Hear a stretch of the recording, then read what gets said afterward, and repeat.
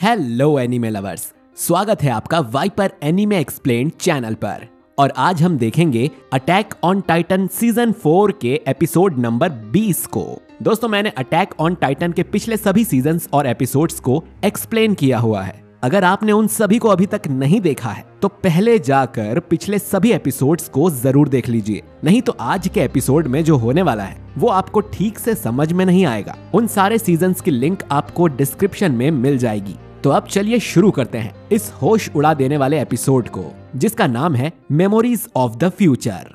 दोस्तों, पिछले एपिसोड में हमने देखा था कि ज़ीक ने चिल्लाकर शिगानशिना के कई सारे लोगों को टाइटन्स में बदल दिया था और एरन ज़ीक के पास आ ही गया था, लेकिन गाबी उसकी गर्दन में गोली मारकर उसकी गर्दन ही उड़ा देती है, जो सीधा ज़ीक के हाथ में जाकर गिरती है, जिससे ज़ीक एरन को पाथ्स में ले आता है और उसे एक्सप्लेन करता है कि इसी जगह पर रॉयल ब्लड के लोग हमारी पूर्वज फाउंडर ईमिर को ऑर्डर देते हैं, जिससे उन्हें फाउंडिंग टाइटन की शक्ति मिलती है। लेकिन एरन ज़ीक के प्लान में उसका साथ देने से मना कर देता है, तो ज़ीक कसम खाता है कि वो अपनी फाउंडिंग टाइटन की पावर्स का यूज कर एरन को सुधारेगा। इसके बाद ज़ीक एरन को अपने फादर ग्रीशा की मेमोरीज में ले जाता है, जहां हम बेबी एरन, ग्रीशा और कार्ला को देखते हैं। ज़ीक बोलता है कि ये आदमी अपनी पिछली फैमिली और फ्रेंड्स को नर्क की आग में झोंक कर आया है और फिर भी देखो कैसे खुशी से रह रहा है। एरन पूछता है कि तुम ये सब मुझे क्यों दिखा रहे हो। ज़ीक बोलता है कि ताकि तुम्हें पता चले कि कैसे ग्रीशा ने तुम्हारा ब्रेन वॉश किया था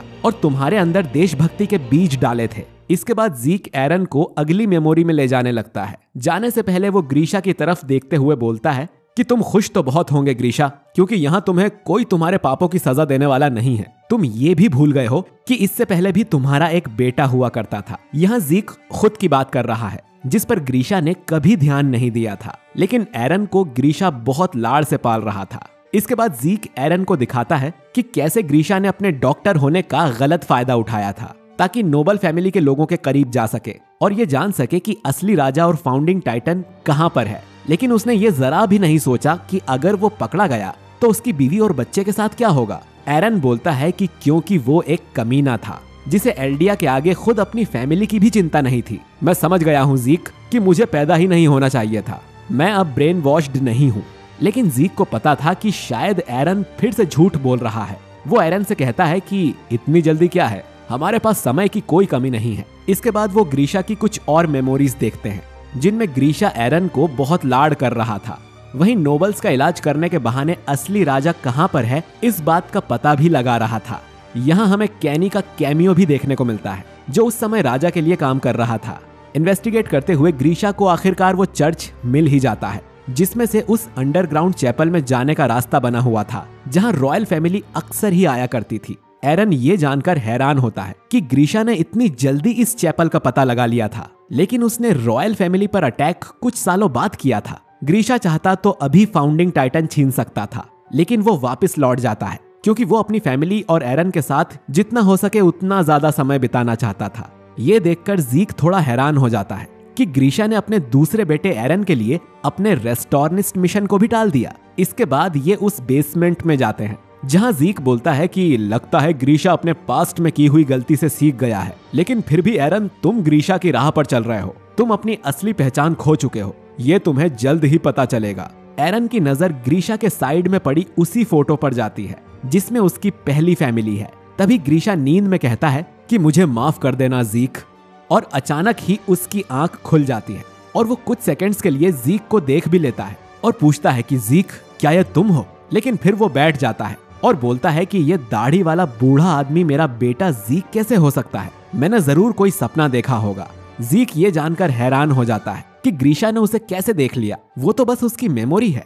एरन दरवाजा खोलते हुए कहता है कि चलो अगली मेमोरी देखते हैं। इसके बाद ये दोनों उस टाइम में जाते हैं जब एरन 9 साल का हो गया था।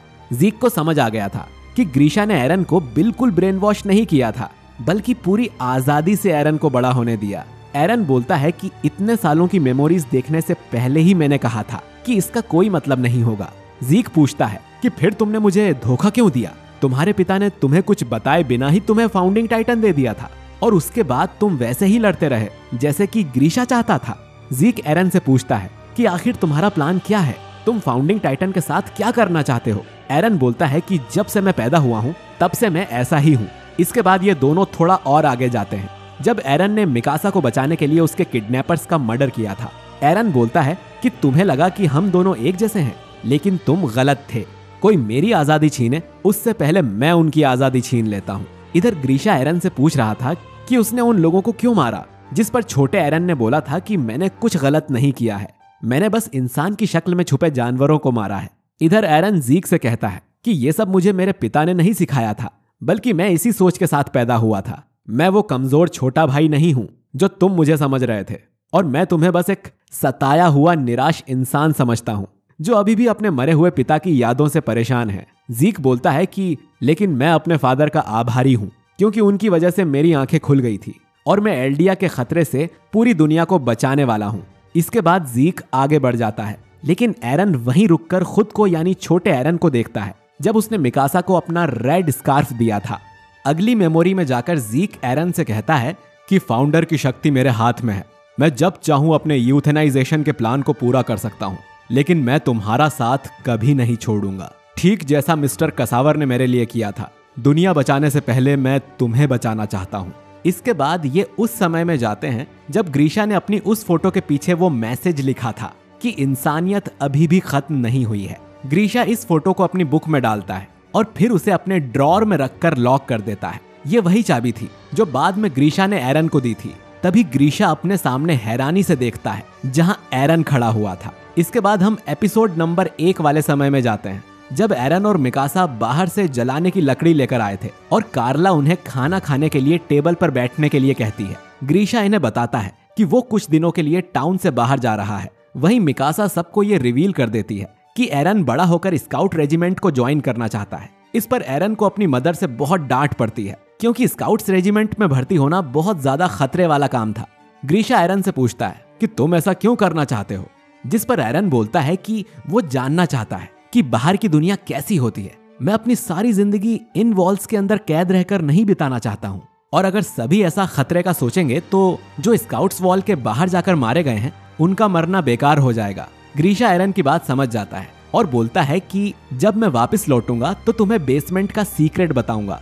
लेकिन ये बोलते हुए ग्रीशा छोटे एरन की तरफ नहीं बल्कि इस एरन की तरफ देख रहा था। इसके बाद ग्रीशा यहाँ से जाने लगता है और शायद वो जानता था कि अब शिगानशिना में क्या होने वाला है। कुछ समय बाद जिस दिन कोलोसल टाइटन ने शिगानशिना पर अटैक किया था, उस दिन ग्रीशा उस अंडरग्राउंड चैपल में जाता है जहाँ पर पूरी रॉयल फैमिली मौजूद थी। वो उनसे कहता है कि मैं तुम लोगों की तरह एक एल्डियन हूँ, लेकिन मैं दीवारों के बाहर से आया हूँ। ग्रीशा यहाँ के राजा मतलब फ्रीडा राइस से रहम की भीख मांगते हुए कहता है कि वो फाउंडिंग टाइटन का यूज कर सभी टाइटन्स को रोक दे, नहीं तो उसकी फैमिली और वॉल्स के अंदर हजारों लोग मारे जाएंगे।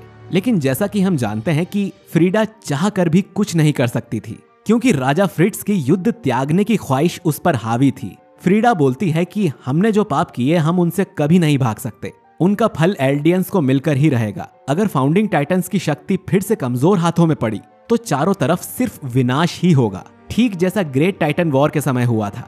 दुनिया को इस विनाश से बचाने के लिए हमें अपने पापों को स्वीकार कर आने वाले विनाश का स्वागत करना चाहिए।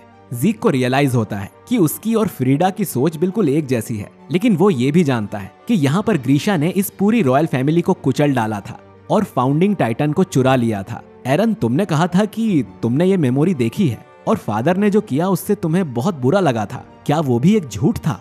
लेकिन जीक एरन के चेहरे के हाव भाव देखकर थोड़ा चौंक जाता है। इधर ग्रीशा अपनी बात जारी रखते हुए बोलता है कि मेरी फैमिली वॉल्स के करीब रहती है, यहाँ के लोगों को अपने पूर्वजों के पापों के बारे में कुछ भी नहीं पता है, क्योंकि तुमने उन सब की मेमोरीज मिटा दी थी, तो वो लोग उस पाप का प्रायश्चित क्यों करें जिसके बारे में उन्हें कुछ पता ही नहीं। फ्रीडा कहती है कि हम इसमें कुछ भी नहीं कर सकते हैं, अगर वॉल्स के अंदर के लोग ऐसे ही अज्ञानी बने रहे तो वो सब मारे जाएंगे और दुनिया के बाकी लोग शांति से रह सकेंगे। ग्रीशा ये सुन बहुत डर जाता है और अपने साइड में एरन को देखता है जो कि गुस्से से भरा हुआ था। दोस्तों, इसका मतलब है कि ग्रीशा एरन को देख पा रहा है। खैर, फ्रीडा आगे बोलती है कि अगर तुम मुझसे फाउंडिंग टाइटन छीन भी लेते हो तो भी तुम इसका यूज नहीं कर पाओगे, जिस पर ग्रीशा बोलता है कि ये बात मैं पहले से ही जानता हूँ। सभी 9 टाइटन्स के अंदर कोई ना कोई खास शक्ति होती है और अटैक टाइटन जो कि मेरे अंदर है उसकी खासियत है कि वो आज तक किसी के सामने नहीं झुका है।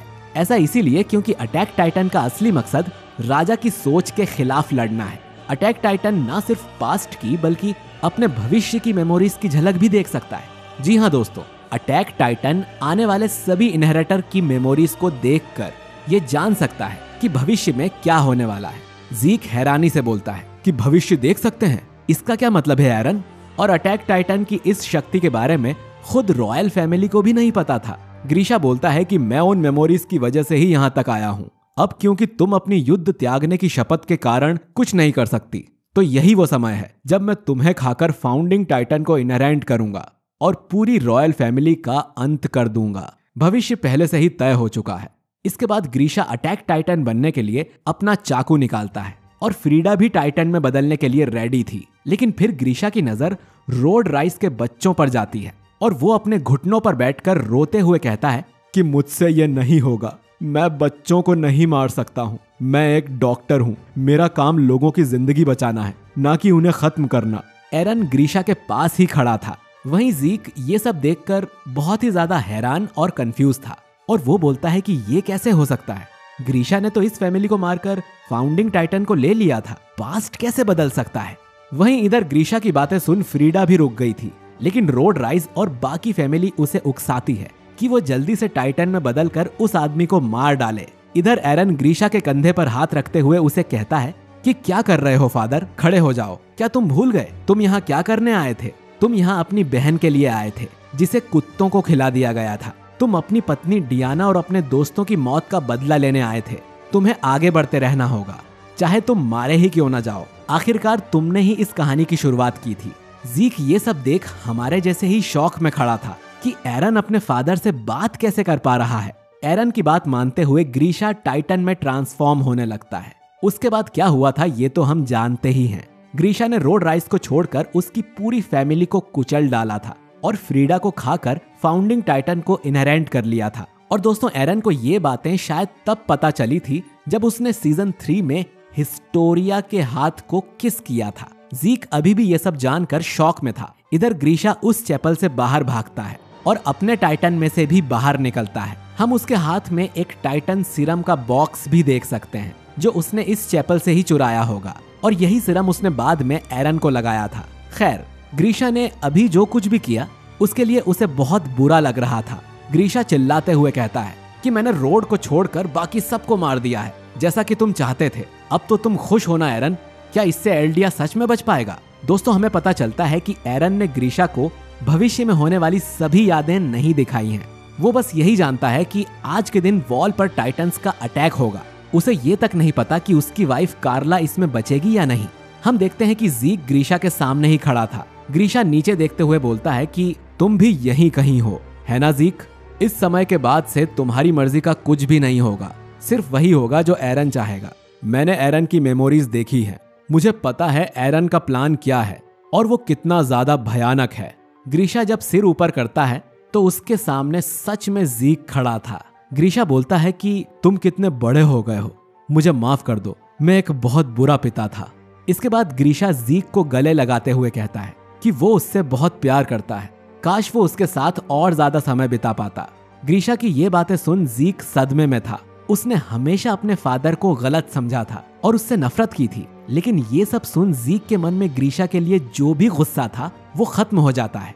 उसकी आंखों में भी आंसू आ जाते हैं और वो ग्रीशा को पिता कहकर बुलाता है। ग्रीशा ज़ीक से बोलता है कि तुम्हें एरन को रोकना होगा, लेकिन तभी ज़ीक देखता है कि एरन उनके पीछे ही खड़ा था और इससे पहले कि ज़ीक और कुछ बताए वो दोनों वापस पाथ्स में आ जाते हैं। एरन ज़ीक के सामने ही खड़ा था, लेकिन वो अभी भी चेन से बंधा हुआ है और ये एपिसोड यहीं पर खत्म हो जाता है। मिड इन्फो कार्ड में हमें पाथ्स के बारे में बताया गया है, जहां पर समय कुछ पलों का भी हो सकता है और अनंत भी। इस जगह फाउंडर ईमिर रहती है और यहाँ की रेत से सभी टाइटन्स की बॉडीज को बनाती है और इस जगह सभी टाइटन्स की मेमोरीज आकर मिलती हैं। तो दोस्तों, आपको ये दिमाग घुमा डालने वाला एपिसोड कैसा लगा कमेंट करके जरूर बताइए। आज के पूरे एपिसोड में मेरा रिएक्शन भी बिल्कुल ज़ीक जैसा ही था, लेकिन आज के एपिसोड में एक बहुत बड़ी बात रिवील हुई है कि अटैक टाइटन के होल्डर फ्यूचर देख सकते हैं। इसीलिए एरन क्रूगर जानता था कि आर्मिन और मिकासा कौन है, जबकि वो उस समय पैदा भी नहीं हुए थे। साथ ही ज़ीक और एरन ना सिर्फ ग्रीशा की मेमोरीज देख रहे थे, बल्कि वो टाइम ट्रेवल भी कर रहे थे और इसीलिए उन दोनों को ग्रीशा ने देखा और उनसे बात भी की। अब ये कैसे पॉसिबल है ये तो हमें आगे के एपिसोड्स में ही पता चलेगा।